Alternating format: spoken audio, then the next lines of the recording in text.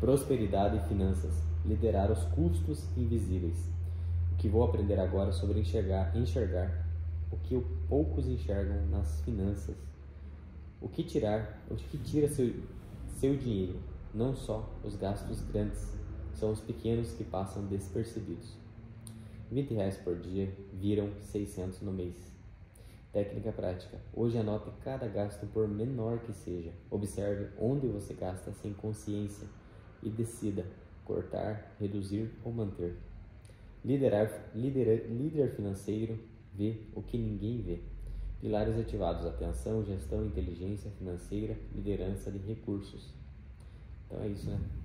Pouquíssimas coisas no final do mês fazem uma diferença muito grande, no final do ano, né? Então, o que dirá em 10 anos, 20 anos? Então, tudo faz falta, tudo soma, tudo é importante. Então, vamos prestar atenção.